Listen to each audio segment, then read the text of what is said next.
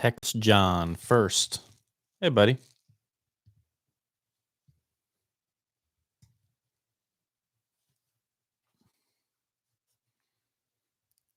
How are you guys doing?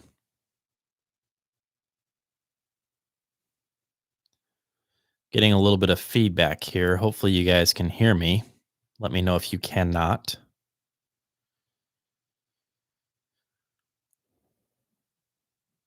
Hey, John. How you doing? Sweden here. Ooh. What's going on in Sweden?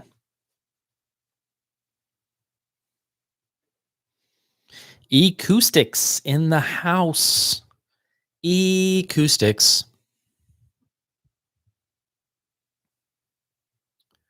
Hopefully everybody's doing okay. I didn't really have anything going on, so I thought, let's go live. Let's chat. See what you guys are up to.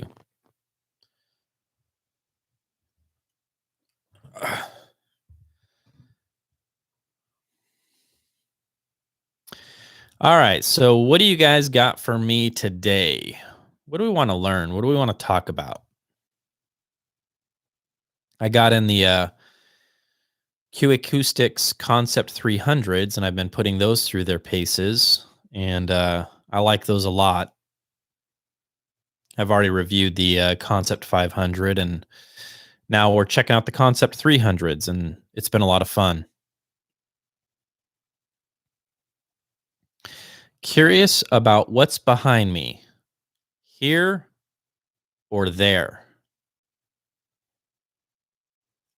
Liked the last RR podcast, never ending topics of discussions. Yeah, thank you. I appreciate that. Had a lot of fun.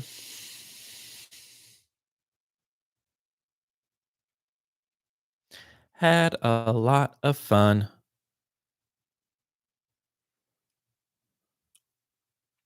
I've been trying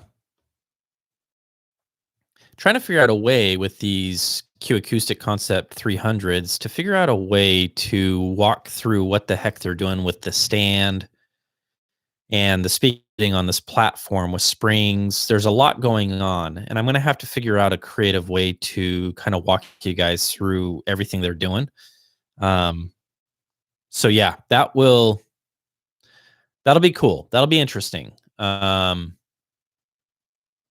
It's the same thing that I experienced with the Concept 500s is something I'm experiencing again with the Concept 300s, which is music just floats in the, have this lack of resonance that's bleeding through the floors and through the walls. And when you have that, man, it lends itself to, boy, a lot of the things as you know that I love, which is soundstage, right? I mean, that's what we're after. At least that's what I'm after. And when you have a lack of resonance that's bleeding through the floors, through the walls, and the music and the soundstage just gets better and better. Man, I gotta say, Bass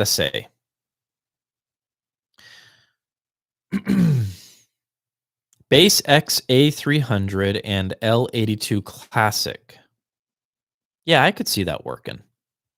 Yeah, the L82s were not a difficult load to drive, and so I would imagine that would be a fine pairing. Nice speakers, man. They have that retro sound.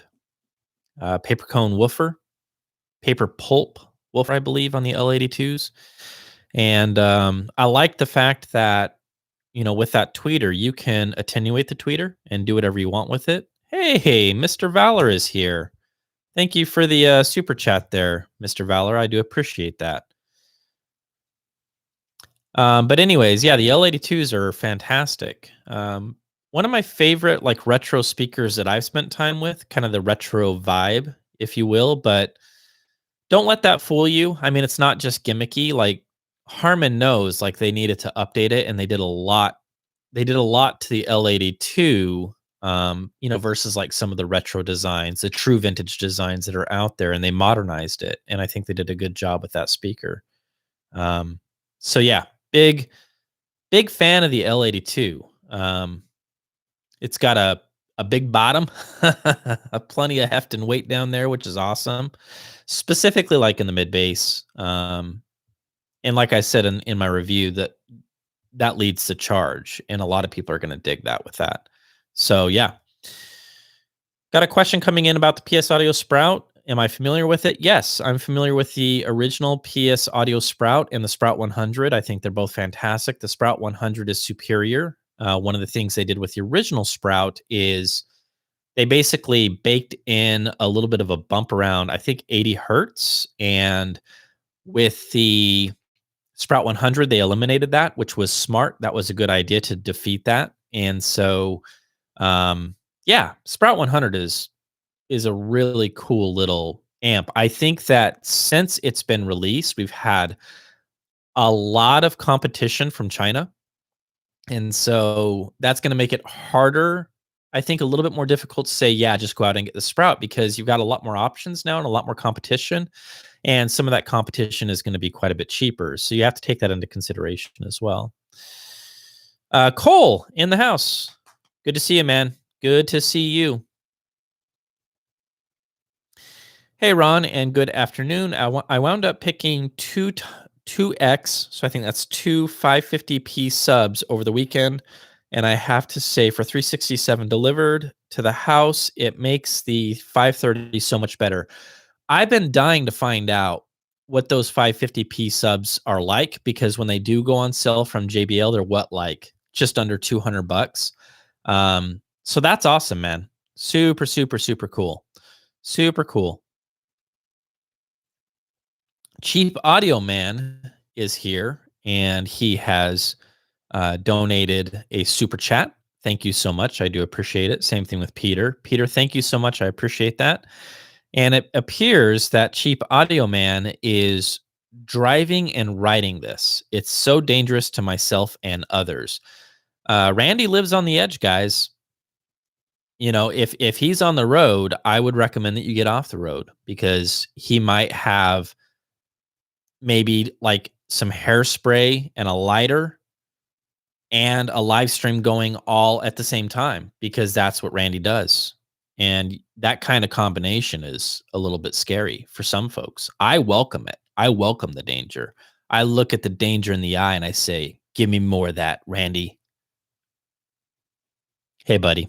It's good to see you. I haven't talked to Randy on the phone this morning, and I feel a little bit weird about that. Usually we talk every single morning, but he's got a real job.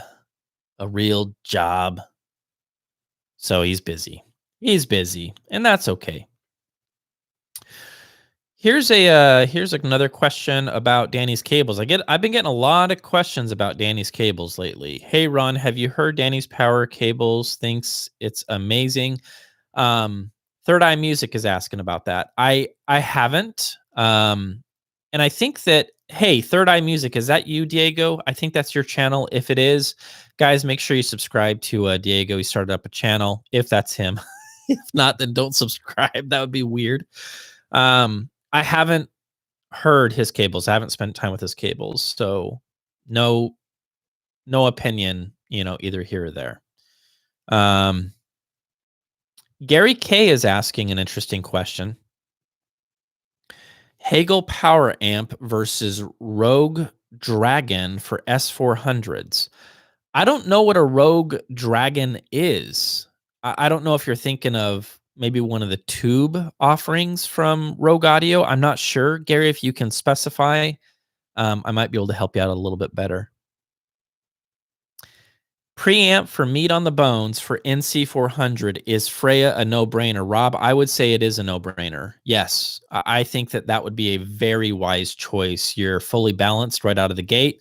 You have tubes that you can swap and till your heart is content. And man, I got to say that right there, that would be a killer combo. I've actually been thinking about that exact combo lately, and I need to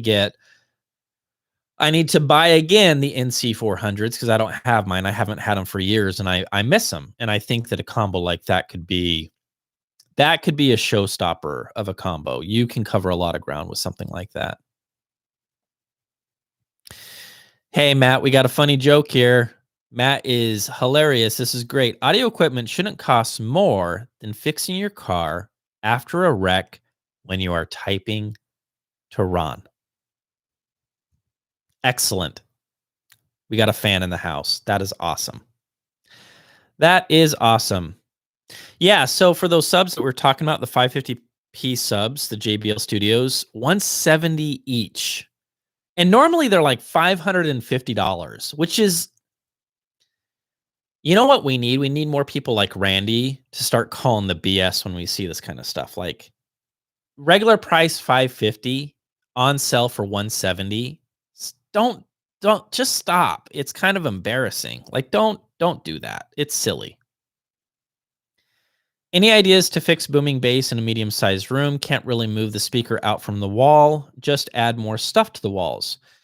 One thing you could try, depending on the speaker design, if the speaker is ported, you could try plugging the ports, and that should certainly help you out. Give that a go. If it's not ported, then you're on the right track and you need to look at acoustic treatment, namely absorption, to soak up some of that bass, and that's what absorption does. Just keep in mind that it's certainly not going to work wonders. I mean, if you have issues like at 35 hertz or 40 hertz, you're going to need a lot of absorption. Like a tow truck will come in, and that's half the amount that you need. So, it's not a miracle worker. Just keep that in mind. I bought the Triangle Bro 3 and I'm kind of disappointed. Okay, I have them connected to a Sony 1080 receiver. I want to change them, and I was looking at the Klipsch RP600M bookshelf. Will it be an upgrade? I don't think it would be an upgrade. To be honest with you, I think that, in my opinion, the Bro 3 has some interesting features that I generally like. It's stuff that I'm going for. First and foremost, it's using a paper cellulose driver. It's a paper cone driver, soft dome tweeter. I've had both the RP600M and the Bro 3s in house, and I've measured them. And what you will get with the RP600M is you're going to see an elevation, a tilt in the top end. So they're going to appear to have a bit more clarity, but that clarity comes with the consequence of they're going to be bright. They're going to be brighter than the Bro 3s. And so you need to be prepared for that. On top of that, they have a sag or a dip, if you will, in the upper mid-range, just above the hard mid-range response. Male vocals, top end of male vocals are going to take a bit of a nosedive. And then female vocals, depending on where the pitch is, those might be fine. Those might be clear, but I don't think that the RP600M is going to be an upgrade, in my opinion. If anything, you're going to be making a sidestep and possibly a step back, depending on what it is that you're going for and what you want. So keep that in mind. Somebody's asking about a Lexicon. Josh is asking about a Lexicon DC1. I do not have any experience with it, but I'm glad that you love it. That's awesome, man. Let's just take a look here. Scott, thank you for the super chat. And here comes a super chat question. Advice on how to acoustically treat a concrete room. Currently under contract with a new house, so I can finally get a nice 2+1 setup going. Thanks for all the great content. Yeah, absorption is going to be your friend. You're going to have nothing but hard surfaces with concrete. And so I'm making an assumption. If you're talking about like concrete floors, then I would highly recommend that you invest in a big rug. Cover as much surface as possible. And I would say take it a step further by considering a rug pad underneath the rug. In my listening room, I have a big shag rug. It's 1-inch shag carpet. It's gray. I think it looks nice. And so does my wife. And then below that, I have like 3/4-inch rug pads, and I have 2 of them. So it's great because now the kids can roll around. You can roll the kids around. Usually we just bowl with the kids. We don't do that. Calm down, everybody. Calm down. It's soft, and that would be my advice is absorption, Scott. Absorption, absorption, absorption. And once you are happy with how things sound, you clap your hands, you don't have any crazy echo or things like that. You feel like you can carry just a regular conversation with somebody in that room and it's easy to hear them and clearly make out every single word that they're saying. Then and only then would I start looking at other options like diffusion. So that would be my thought. Thank you, Ron. It's me. I made a review and they are good. Oh, so Third Eye Music. That's Diego and longtime subscriber, friend of mine. So go subscribe to Third Eye Music, please. Rogue Dragon is tube front end hybrid D. Okay, so Gary, I've never heard of the Rogue Dragon, so I don't know anything about it. I can't comment. Thank you. Hey, Ron. Do you keep in touch with Anthony Gallo by chance? I was emailing with him a year or so ago, and he said he was working on a project. Whoa, to come out with a speaker made in the United States. That is exciting. I thought that Mr. Anthony Gallo was done. I thought he retired. I thought that, after Gallo Acoustics was, oh, wow. Ryan, that has me very excited. I'm curious what he's going to be doing. Let's see here. Will you and Randy entertain the opportunity of low-cost audio systems like Josh is doing for headphones? Yes, we will. That's a great topic. Maybe we could do a podcast of recommended systems from Ron and Randy under $500, and we'll fight about it. He'll probably win because he's a tough guy. And then we can do maybe 1,000 and then fight about it. And I'll learn his tricks and maybe I'll get him that time. That'd be a lot of fun. Yeah. Oh, hey, for somebody that was asking about the RP600Ms versus the Bro 3s, Cheap Audio Man has a ton of experience. He's listened to every speaker on the planet under $500 or close to it, and he's recommending the SVS Primes as a superior speaker. So take that into consideration. All right, let's take a look here. Love the channel. By the way, really enjoy the content. Thank you, Josh. I appreciate that. It means the world to me. What's your opinion about orthoacoustic speakers like the Larson speakers? They're interesting. It kind of goes against every molecule, every strand of DNA in my body that says, get speakers out into the room. Larson is like, no, put them up against the wall. And I'm like, what? What's wrong with you? So I've never heard a Larson speaker. It's interesting what they're doing. It's fascinating, but I don't know if that would be my cup of tea. Ohm speakers kind of plays the same game of back up against the wall, and it's not what I go for. And there's nothing wrong if that's what you're after, but it's not what I'm after. Are you going to experiment with binaural I can't even say that word when placing acoustic treatment? Oh, Cole, I know what you're asking. Is everything going to be symmetrical or am I going to shake things up?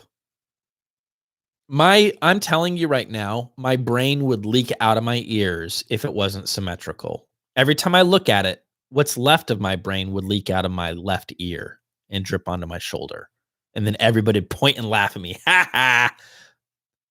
I don't know, man. I don't know if I can do it. I think for me, the way I'm wired as a human being, symmetrical. It just, and who knows, maybe I'm missing out on something. And when I'm 70 or 60 or 70 years old, I'll try it. I'll be like, oh, why didn't I do this all along? I'm an idiot. We'll see. Oh, UB52s are on sale now. Cheap Audio Man just gave us a notification because he's always on the lookout. The UB52s are my favorite production speaker around that threshold of $500.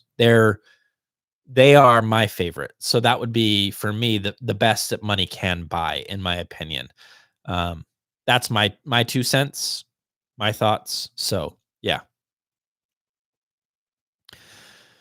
When would you jump to the 24 strand GR research to the 16?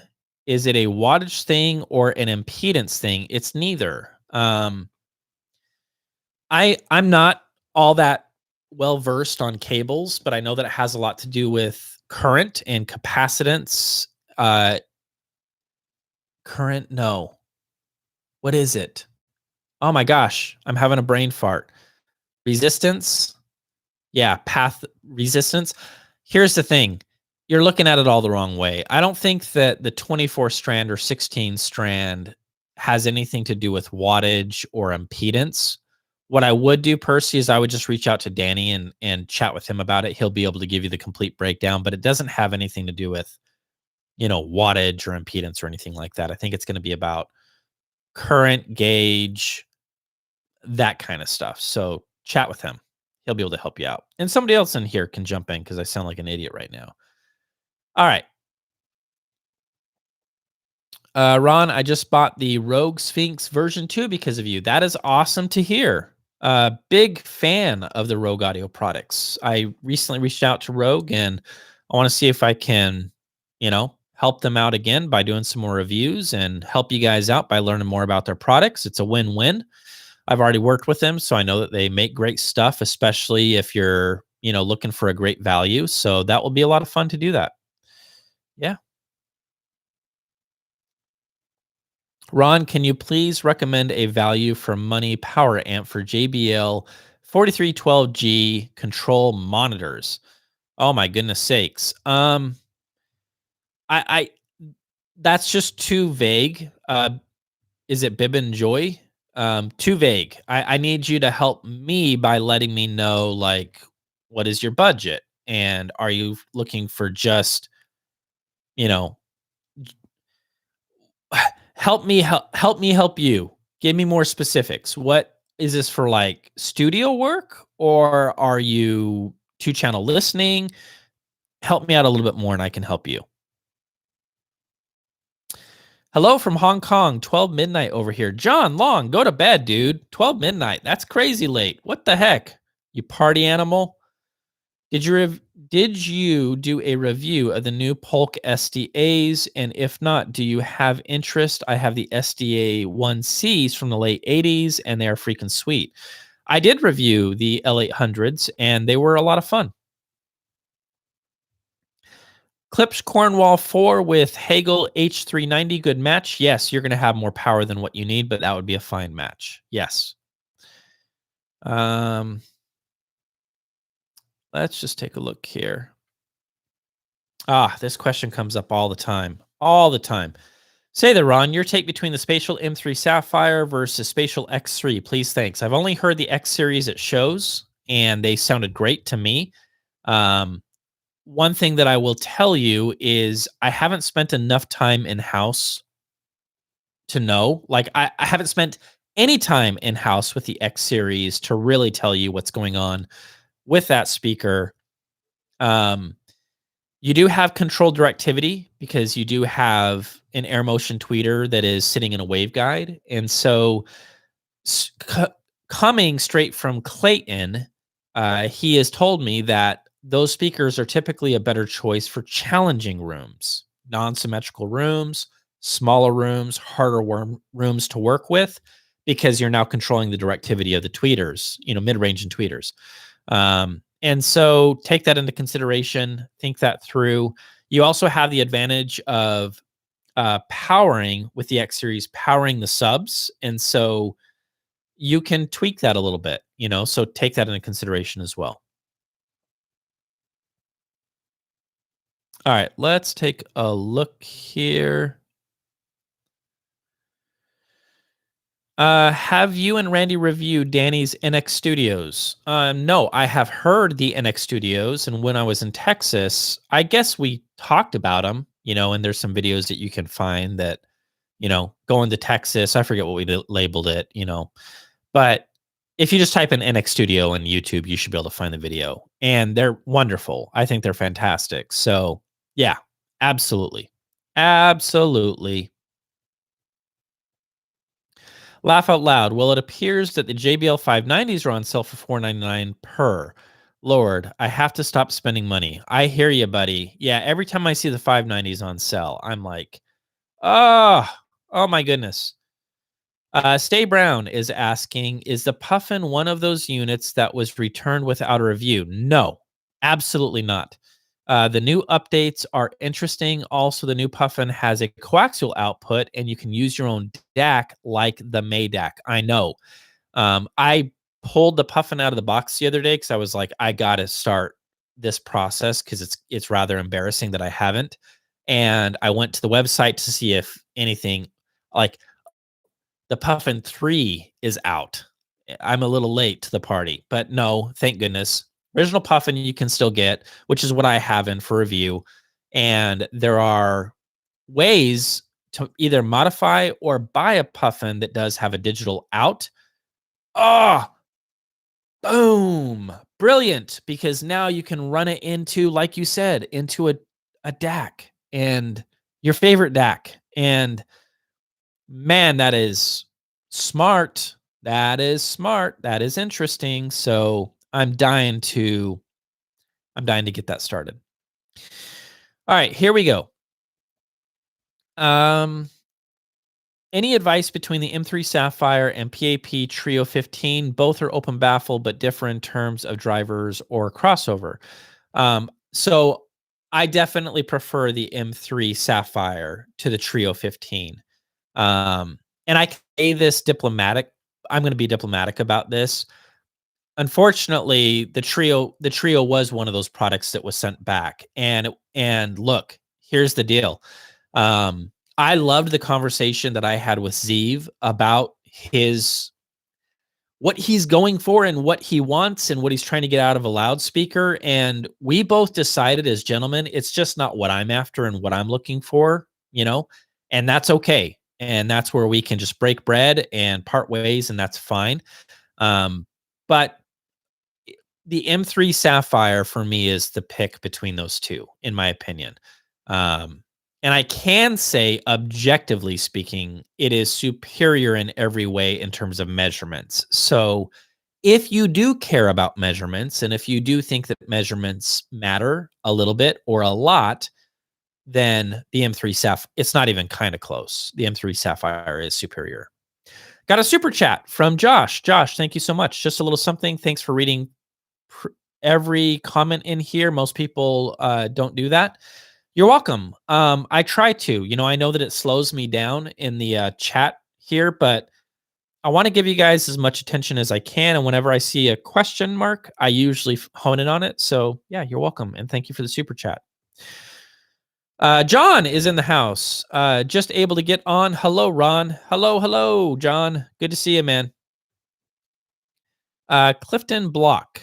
Can you comment on those speakers you could not talk about a couple of weeks ago? I can't say anything about them specifically other than Tuesday is the release date. So that review will be out and you will get to know what these speakers are. So yeah, Tuesday, mark your calendars. Tuesday is the secret speaker reveal. Can you comment on the, oh, no, same question. Yep. Whoops, that was embarrassing. Let's see here. Austin A, another super chat. Thank you so much. That helps out the channel a lot. Thank you guys.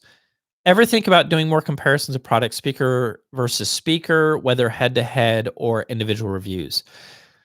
Yes, I think about that all the time. And Randy does an amazing job with that. He's great with comparisons.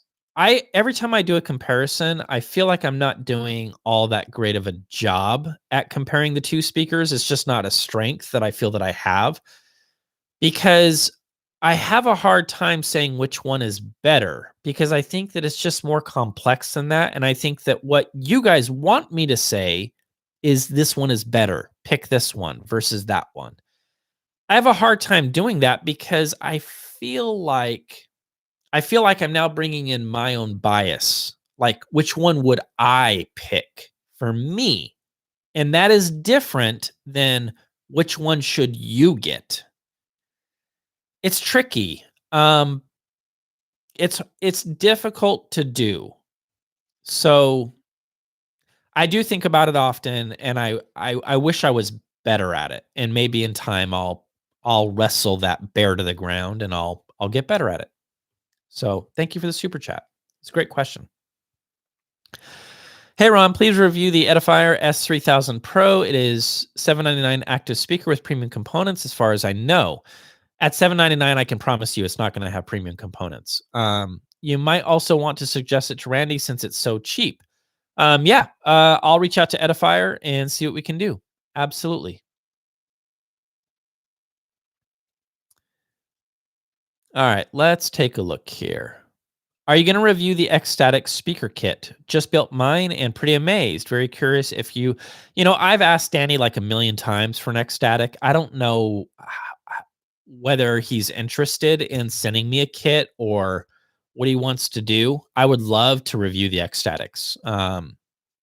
Yeah, I would love to. So if Danny is watching this live stream at any point in the future, Danny, once again, we have more people saying ecstatic, ecstatic. A lot of people want to know what that thing does, and so do I. It'd be fun. Do the bookshelf ELAC UB52s need a sub? Where should you be looking? Where should I be looking for a full range bass setup? Yeah, that's a great question. UB52s in room, you'll hit 40s. So below 40s, you're going to need a sub. And I do think that they do benefit from a subwoofer. They do benefit from a sub. They will surprise you based on their size, how capable and confident they are at playing bass. But do they need a sub? I think that they could use a little bit of help downtown, in my opinion. So keep that in mind. Do you need a bigger room for Magnapan speakers to soundstage correctly? When I reviewed the 0.7s, I was in a room that was 15 by 14 in the old house. That was the size of my room there. So not too big. And they vanished. Actually, now I'm thinking about it, I think it was 14 by 13. Yeah. Yeah. It was 14 by 13. And I was able to get them to disappear. So that kind of gives you an idea of that threshold. I think anything smaller than that might be a little bit challenging. So hopefully that's helpful, John. All right, let's take a look here. Hi, Ron. What turntable would you recommend for $500 to $800? Project, Fluence, Shit, or other? The Shit is a compelling buy at that price point. Just know that it's more of a tweaker's turntable. And what I mean by that is a lot of little adjustments that you can make, and you're going to maybe spend some time doing that until you really get it dialed in. Whereas many of the projects at that price point or Fluence is more of just like, drop the needle, good to go. That's not to say they don't have some adjustments, but the Shit is interesting in that it's very customizable. And so I think it could come down to lifestyle. Like, what kind of a table do you want? Do you want one that you can tweak a lot, or do you want one that is more just play? And also, do you care about dust covers? That's something to consider because some of the projects and Fluences, of course, will come with dust covers, and the Shit audio does not. So again, lifestyle, take that into consideration. Hey man, have you cheers. Cheers to you. Have you had any exposure to Anthem products, i.e. integrated amps or power amps? I have not. I've never spent time with them, so I don't know. Shunyata Venom V2 or a good power cord for the money. Other recommendations. I've never spent time with any of the Shunyata products, so I can't comment on them. The same power cords that I have used literally for the past 7 or 8 years are like the first upgraded cords that I invested in, which would be Triode Wire Labs and Audio Art cable power cords, and also some anti-cable power cords. And those are what I use, and I'm happy with them. So I haven't really ventured from there, to be honest with you. I really haven't. Hey Ron, I have 4 bass traps. Should I stack them on the front corners or distribute them equally throughout the room? That is a fantastic question. Bass likes to congregate in corners, and so I think I would start by stacking them. Is what I would do. One cool trick that you can do there, Paul, is if you don't have a decibel meter and you have a smartphone, you can just get a decibel meter app, play some bass, and then walk around the room with your decibel meter, listening to, frequency or test tones, bass tones, or just an upright bass if you want. And then that will help you figure out, where do we have that rise in bass? It is not the best way to do it, but it's a quick, down and dirty, quick way to go. Yep. Yep. Okay. Corners. That's where I need to be treating. So just a little handy trick there that might help you out.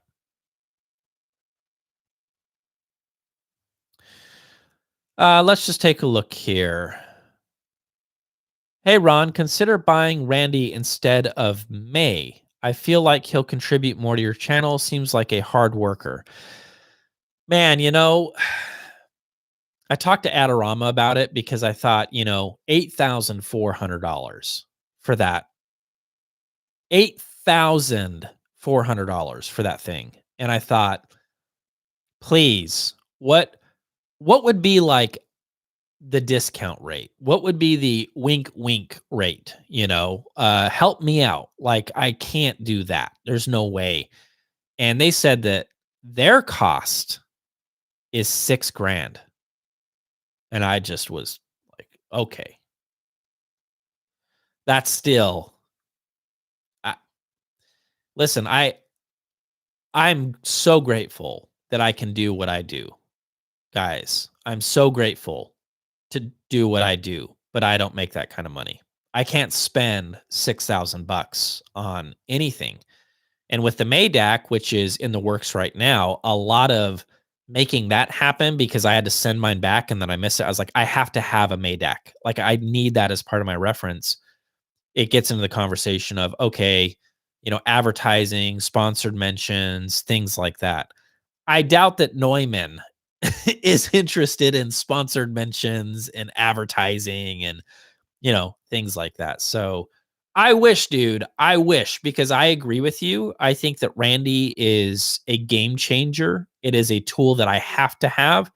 And all I can hope is that as I continue using Randy and as you guys keep leaving positive comments about Randy, that maybe Sennheiser, Neumann, whatever, they'll take a step back and say, you can't have it, but you can hang on to that for a while and keep using it. Because let's be honest, there's not a lot of YouTube videos out there talking about the Neumann KU100.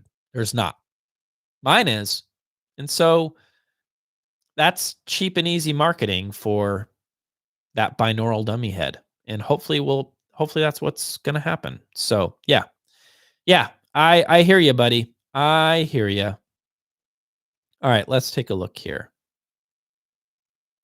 Any update on the Wharfdale Lintons? Any plan on reviewing them in the future? I'm unfortunately not getting any replies from MoFi about the Lintons. I don't know why. It's kind of strange, but I'll keep trying. We'll see. Ron, have you heard the ELAC Villa BS403 speakers? How do they sound in the top end, like the Martin Logan M15 bookshelves? I haven't heard those ELACs, so I can't comment. I'm sorry. I wish I could. Got a question in from Bib and Joy. I have a cartridge CXA80 not cutting the JBL 312G for 2-channel listening, no subs. Would I add power amp or get a new integrated around 2K flexible? Okay. So you have a Cambridge, it's not cutting it. It sounds like you probably need a little bit more heft and weight. For 2-channel listening, no subs, should I add a power amp or get a new integrated around 2K flexible? Hmm.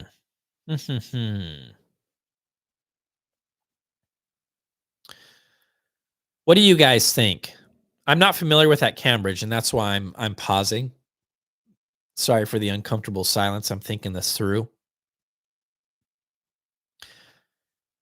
I would say if it does have pre-outs, Bibbin, and you can use that as the preamp, you might be best off getting a separate power amp. If you feel like you don't have enough power, if you feel like it's not driving those JBLs sufficiently, then I think you would be wise to get power amps. That's my opinion. Um, and there's a ton of them out there. I mean, we could talk about this for quite some time. And if you want to, dive in deeper, just give me a call or shoot me an email, Ron at New Record Day. But if I was in your shoes, I wouldn't look to replace the Cambridge. If you like how it sounds, it's just not giving you enough heft and weight. I would say looking for a power amp is going to be your best bet. Ace of Spades, you're the best, Ron. Just wanted to add that. No way, you're the best. You're the best. Did you see the Boocart sub rumor? Wondering if it's just mentioned for A400 or S400 as well. I haven't seen any Boocart rumors about a subwoofer, but that is interesting. Did you have to send the binaural mic back? No, I still have it. Piggybacking on someone's earlier Magnapan question, is 6 feet on a soft couch against the wall too close for listening to Maggie's?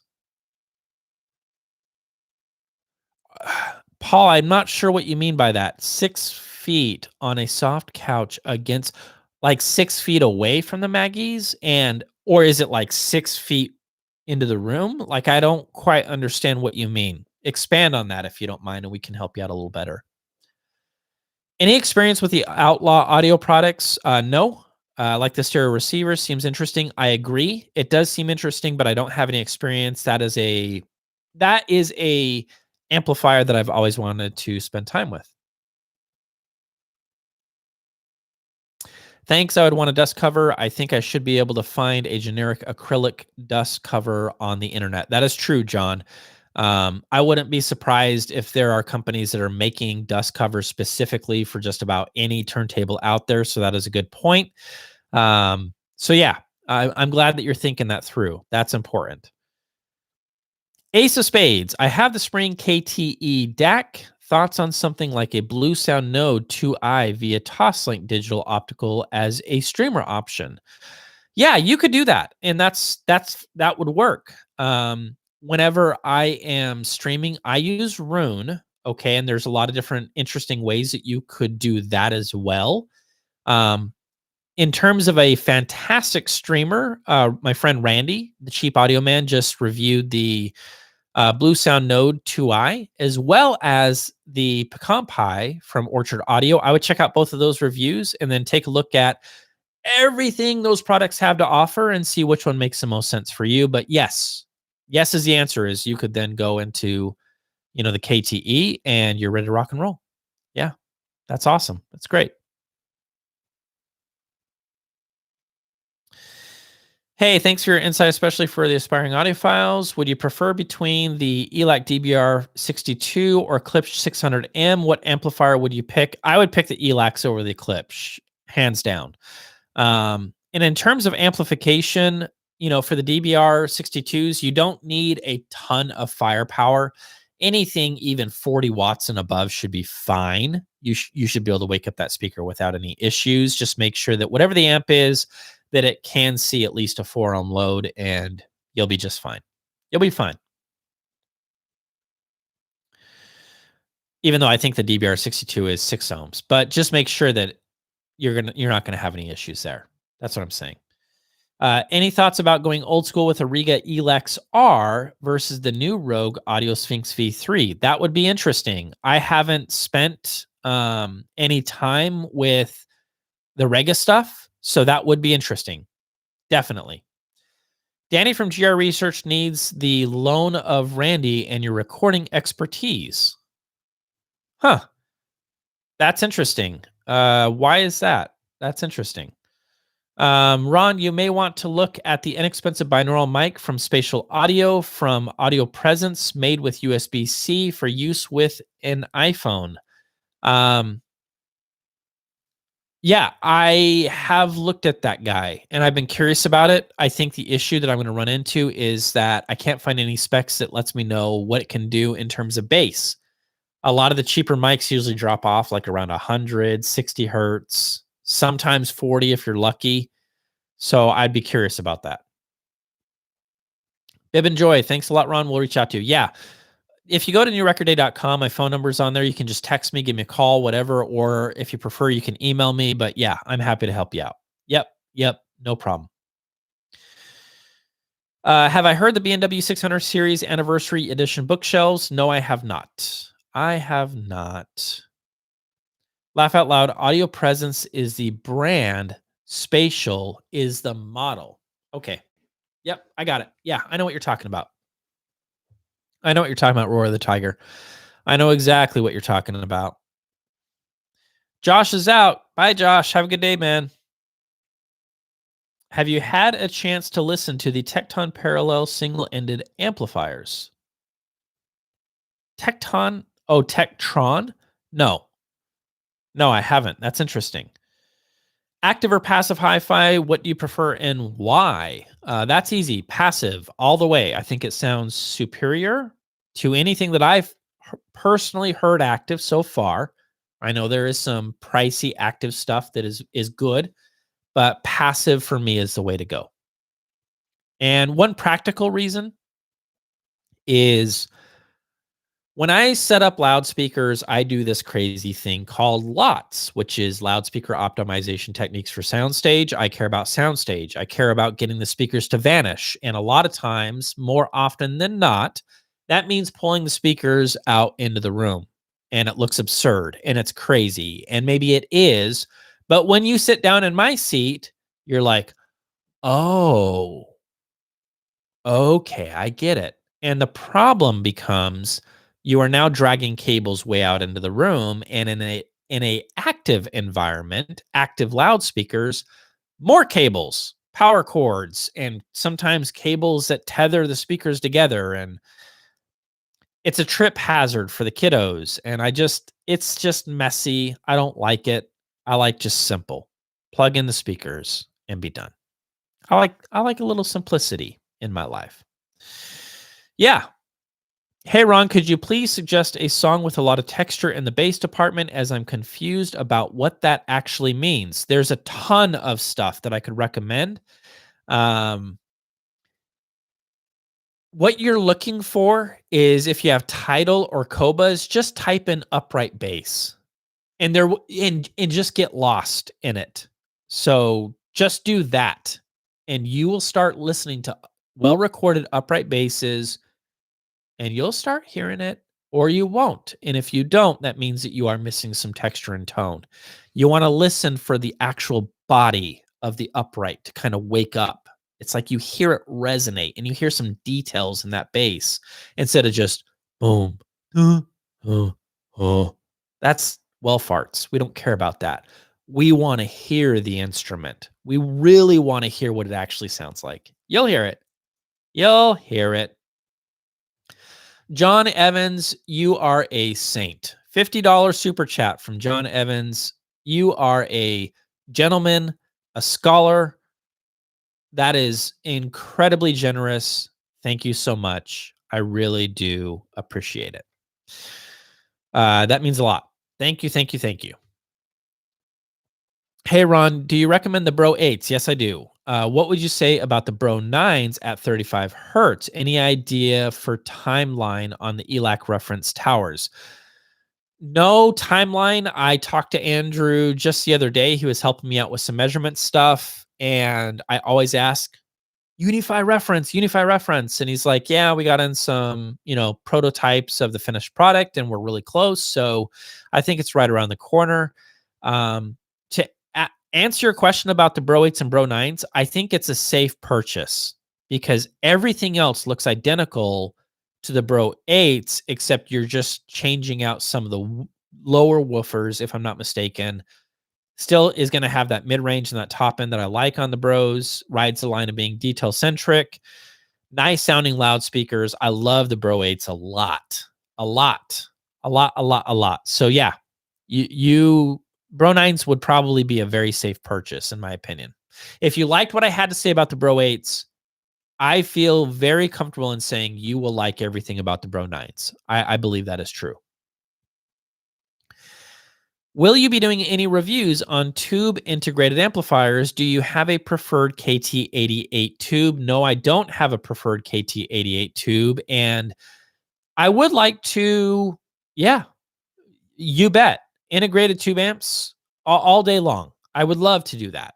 In fact, I need to see if I can get the Stingray from Manley, because that would be an integrated tube amp that I would love to explore. Love EL84s. For someone building their first system, especially for someone who is married, what? Let me just take a look here. For someone who is married, what relatively affordable system under $2,000 would you recommend for movies, TV, video games, and music? Thanks again.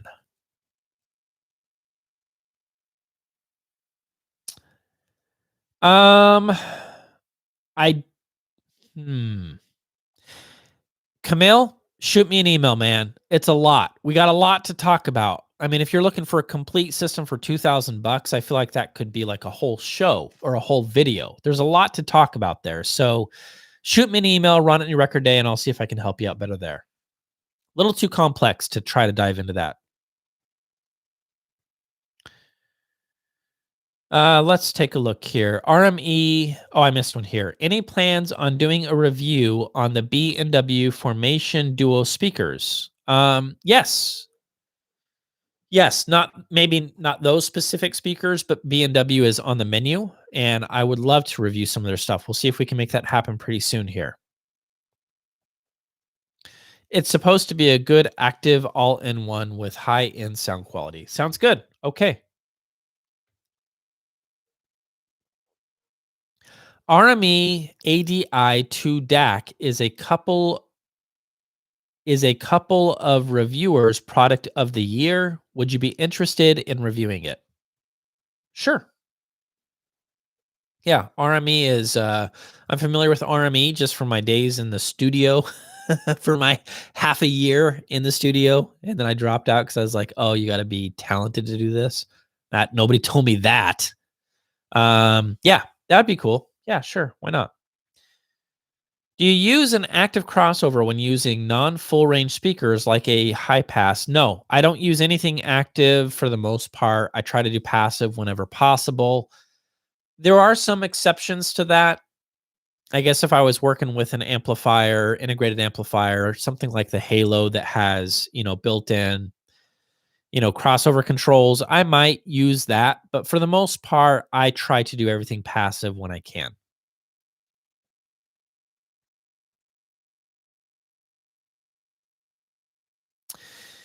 If you had $8,000 to $10,000 for speakers, what would you get and why? I would either A, buy the spatial audio Sapphires that I reviewed, and save some money, maybe get some room treatment. I would invest more in room treatment, or excuse me, I would do the GR Research and Exoticas and triple subs. And again, have money left over for room treatment. Those would be the two speakers that I would buy at that price point. Danny is doing a great series around cables and is trying to get viewers to hear differences in cables. Sounds like he needs better recording gear worth a view. Okay, I'll reach out to Danny and see what I can do to help him. Thank you, Ron, for the excellent suggestion and explanation. I do appreciate what you do. Thank you. No problem. Happy to help you out. Are you going to review the Spatial Audiolab X5 or X3 speakers? I don't know if I am. I welcome Clayton to send me the X series. I don't know. I think he's working on some new stuff right now. I can't really talk too much about that, but I think he's more focused on the Sapphire stuff right now. And I think that's for a good reason, because legit. that M100 Uniwave driver is something special. All right. Do you think your beard changes your perceptions when listening to speakers? If so, how? Do you think the binaural recording head should be bearded? The obvious answer to that question is of course. And you look handsome. I mean, well, I don't, but you would look handsome with a beard. So, yeah. And it makes everything sound better. We got another super chat from Satish Reo. If I'm saying your name right, and if I'm not, I apologize. Thank you so much for the super chat. That is incredibly kind and generous. I really do appreciate it. Thank you so much. It means the world to me. Let's take a look here. Any experience with D-Sonic amps? Yes, I had them back in the day, and they were fine. They weren't anything crazy. I feel like they got hyped a bit, but they're fine. They're okay.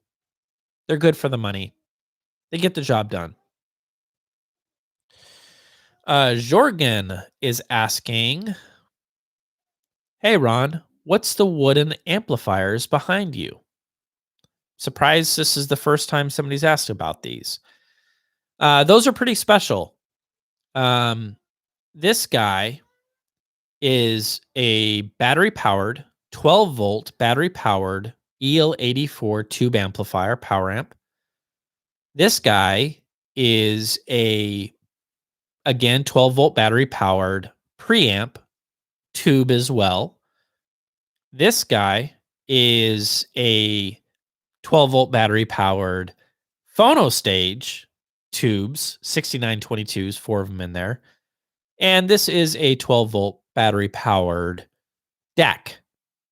These pieces are no longer available. They haven't been available for quite some time. They were built by, rest in peace, Gary Dodd. And I've collected these items over the years. These are mine. These are not going anywhere. They're not for sale. These are more like things that are special to me. And I've always wanted to have these pieces. And so I waited, and it took many years to get them. These guys were both broken, and Jeremy Hood of Folsom Audio repaired them. So big shout out to Jeremy and Anthony. Guys, thank you so much. Appreciate it. And Folsom Audio make great amplifiers as well. And they do a lot of like commissioned work. So if you need some stuff done, highly recommend Jeremy. Awesome. Awesome. I'm going to be doing some demos of these just so you guys can hear what magic these bring to the table. And they bring some magic. They do that. They do that. Hey, Ron, do you think that it is worth the money to upgrade my Rogue Audio Sphinx V2 to the V3, looking to get more bass out of the Sphinx similar to the vintage Marantz 2265B? I doubt you're going to get more bass. If bass is what you're after, look elsewhere. You're going to be better off by get a couple subs. Throw some subs in there, man. That's how you get more bass. You want more bass. That's how you do it.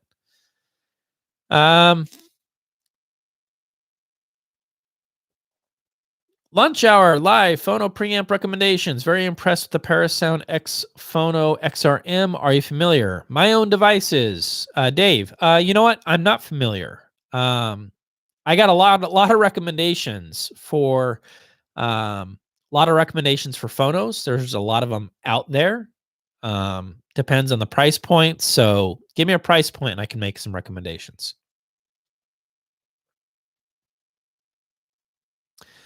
Any chance to see a review or video of Amphion's 218, for example? I can reach out and see what I can do. I'll send an email. Noted.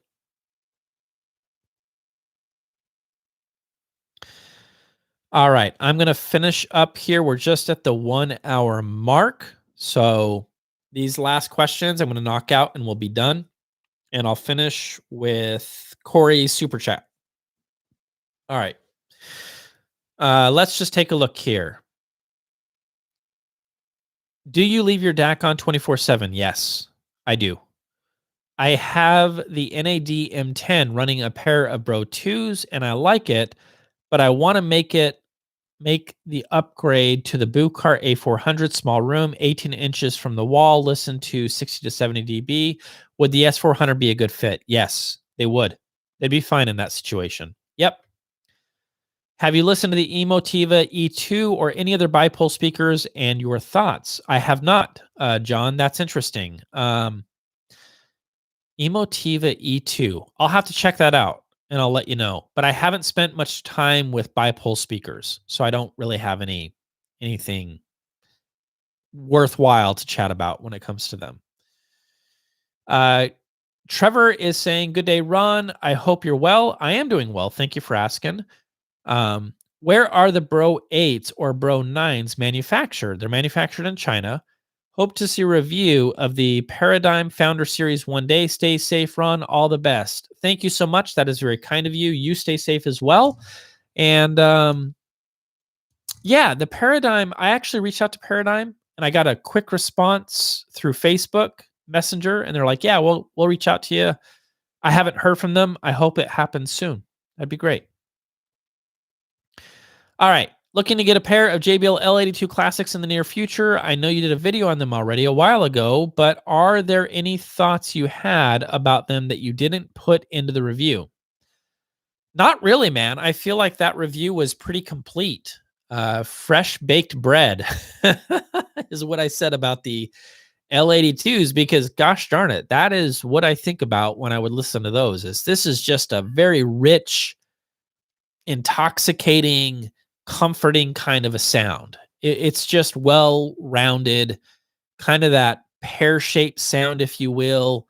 Mid bass leads the charge, lower mid range leads the charge. So you just kind of sink into the music and it's got that vintage vibe. So yeah, yeah, yeah. And then Corey, super chat. I'm late to the party, but just thought I would say hello. Hello to you, Corey. All right, guys, we're done. I'm going to try to keep these at an hour so I can do more of them. And I'm not doing like a 3-hour episode. And then I'm like burnt out. So thank you for jumping on board and hanging out with me this morning. I hope you guys are doing great. Thank you to all the super chats. We really do appreciate it. Means a world to us. And thank you for watching my videos, guys. Thank you for tuning in, for supporting the channel, for all the years of hanging out with me. It means the world to me. You guys are the best. And yeah, we'll see you guys in the next video. Thank you.